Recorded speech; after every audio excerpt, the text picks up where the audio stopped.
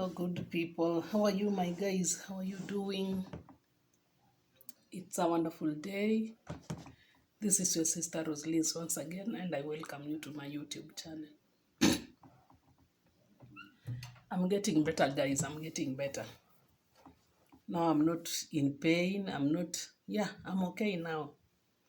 Today, guys, I want to talk about something. You see, this social media thing, there are too many rumors, and sometimes we do consume too much. We do take everything we read on social media or what we watch in social media as the truth, of which sometimes you find that 80% is not true. There is this notion going on in social media like people who live in Saudi Arabia or people who work in Saudi Arabia, they eat snake or they wash snake or they... Let me tell you, my guys, there are people who live in Saudi Arabia who live like queens. They live like queens, for your information. And according to countries, I've traveled a little bit in Gulf countries. And Saudi Arabia, I can recommend it for many, many reasons. Being that it's a kind of the movement is restricted, especially towards ladies. But I can say Saudi Arabia is the best, one of the best countries so far. Okay, huwezi kosa watu wabaya. Not everyone is holy, not everyone is good, not everyone. But Saudi is one of the best countries in Gulf. It is one of the best countries. So the issue of people watch snakes, or they eat snakes, or you go there, they mistreat you, or you go... They have very, very good bosses out here. You can't believe it. There are very good bosses out here. Yes, you can't miss one or two, three people who have their own issues. But Saudi is the best country so far. One of the best countries so far in Gulf country. Maybe one person or two people came and they were mistreated. Yes, there are those kind of people. Even in our country, we have them. Not everyone is holy in Kenya. No. We have demons in Kenya, in fact. Some of our bosses back home are demons. But since Saudi, I think because it's a foreign country, it becomes like an alarm. But some of our bosses back home are demons. They are rapists. They are killers, but we don't talk about that.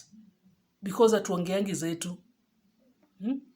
But simply because one or two, three people came, some died natural death, some also walijinyonga because someone comes in Saudi Arabia, amekosana na bwana yake, he's coming Saudi Arabia like a rehab place. Saudi is not a rehab place. If you have issues, please sort it out first. Because first you are coming here, there is a culture shock. There is work. There is language barrier. There are a lot of all these, plus you have left your kids maybe back home. Maybe your parents are back home. Maybe you have a lot now. In fact, you have added more problems to yourself. And you end up kujinyonga here. You end up committing suicide. What will people say?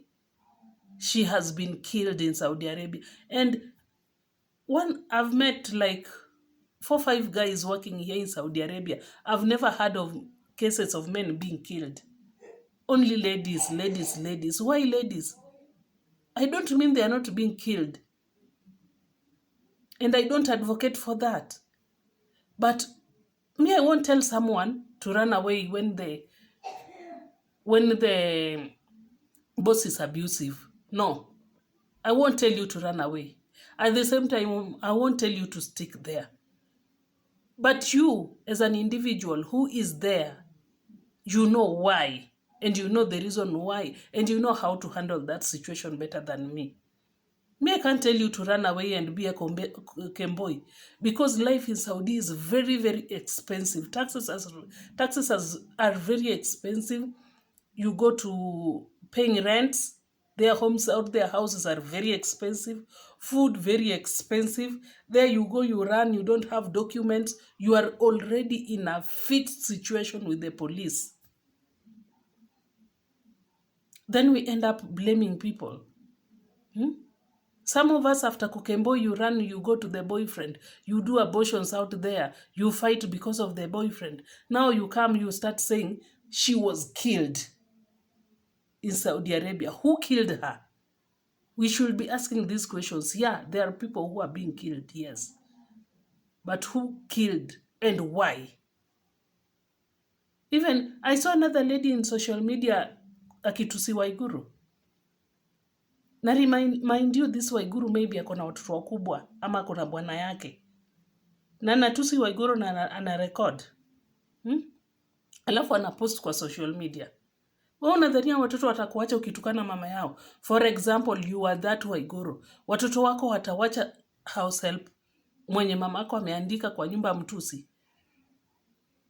Na sijasema muue, la. And I always say, if the going gets tough, please just find a way out. Na mwache kuharibia watu wako Saudi kazi. Mwache kuharibia CV. Ati wanaosha manyoka, wanakula sijui nini, sijui wanakula mabakshish. For your information, people who live in Saudi, especially wenye walibahatika kupata good bosses, which are 80% wenye wamepata good bosses, those people live like kings out here. They live like kings, you can't imagine. And they live like queens. You opening your mouth there, ranting then kwa inbox. Ebu nitumie 2,000 hapo nimekwama mahali. Ukimwambia si ukuje kazi. Mimi siwezi fanya kazi Saudi. Why are you asking me to give you money while you yourself you can't come work there? Why? Kwani mimi ndio siogopi kukufa? Umesikia mimi ndio sina damu, ama mimi ndio sina watoto, ama sina watu wetu wenye watafeel nikikufa? Wewe ndio important. At the same time unanitisha pesa. Why? Why?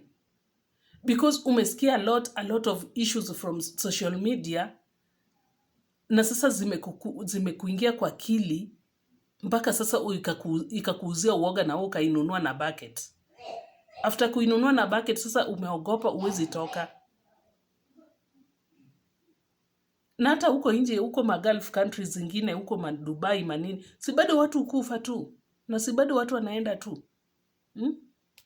Me, I do always say, if there is something I'll do and do and do once again and do until I die, is to go get how my kids can go to school, so that I don't beg people. Ati anko nisaidie mtoto amefukuzwa, sijui auntie sijui nisaidie, sijui ni, so that people start branding you names. Mtu akiona simu yako anaanza kutetemeka. Why don't you go out there, risk for the sake of your kids? And by the way, there is no risking if you put God first. There is no risking in this world. Uoga, it's only you because when ni muoga. But the moment umeambia Mungu, God, I'm going there, and be the Alpha and Omega, God lead the way. He will lead your way. He will lead your way.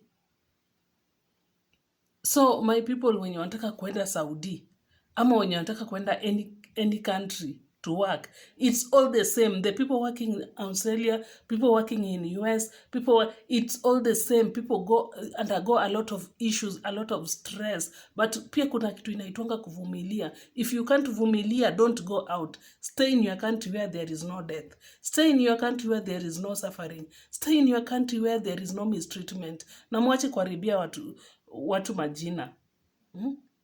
Mwache kuharibia watu jina. Ati sijui makadama, sijui wamefanya nini, sijui. Hapa nje kuna watu, they live their lives. They live their lives.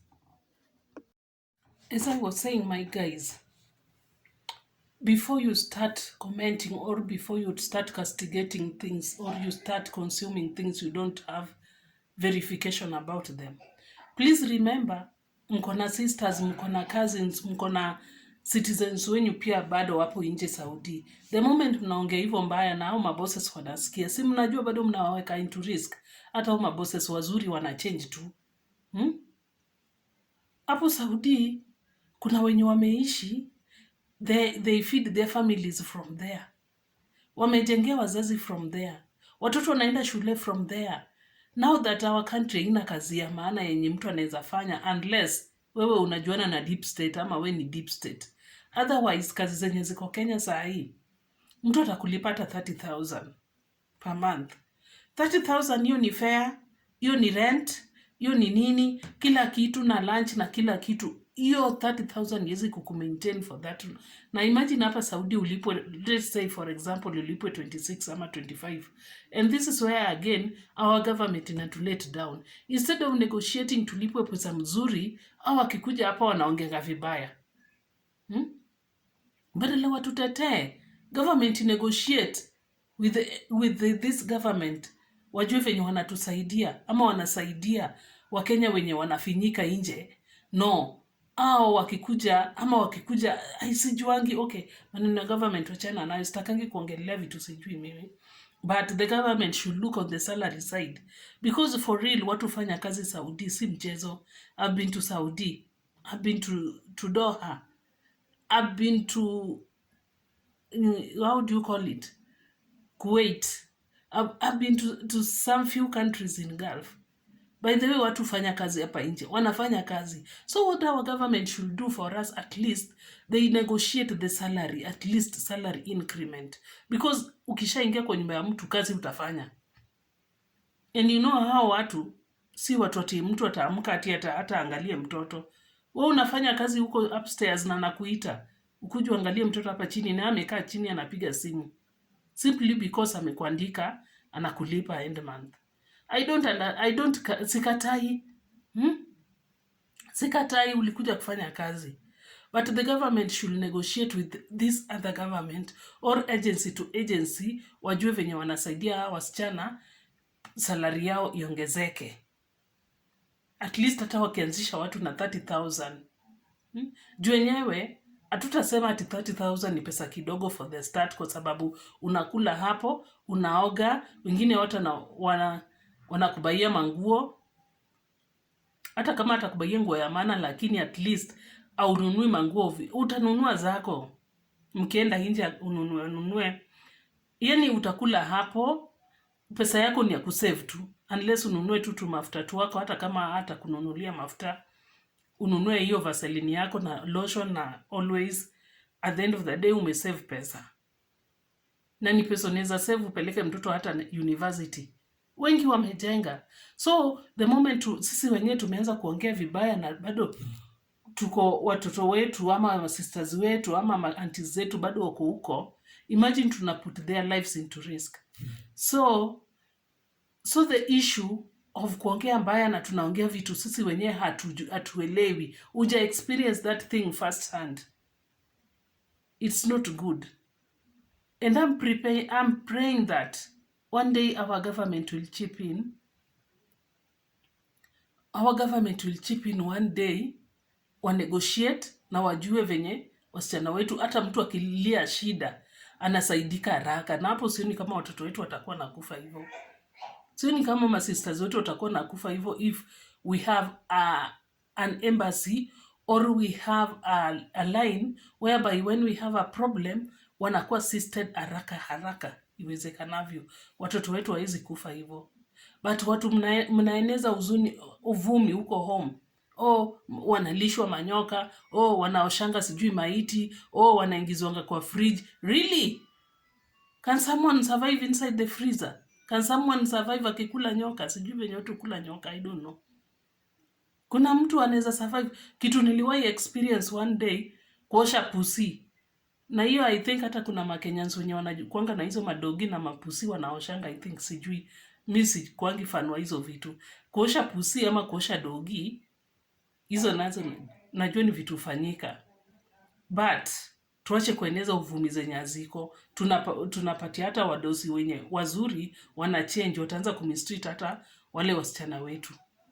Sawa guys, with those few remarks guys, Saudi is the best place. If you feel like coming to Saudi or going to Saudi or going to any Gulf country, weka Mungu mbele, pray about it, let God lead you. Don't go there na kimwili. Hapana, let the Holy Spirit lead you and prepare the way for you. Na ukienda huko, be humble please. Wacha umang'aa. Sisi wa Kenya tunakuanga naye na mdomo tulipewa. Wacha umang'aa JKIA, wacha dry spell JKIA, wacha kila kitu JKIA. Manyenge mingi wachana nazo JKIA. Mdomo, ujuaji, kila kitu wacha huko. Kuja kwa wenyewe kama umenyenyekea. Na sisi tunanyenyekea kiujinga. Ukiletewa mabaya, tafuta njia, mdanganye kitu, rudi home. Ukisha rudi home, fine. Juu si kila mtu anateseka Saudi. Wengine wameishi vizuri sana. With those few remarks, my people, this is your sister Roslyn's or Rose. Bye bye.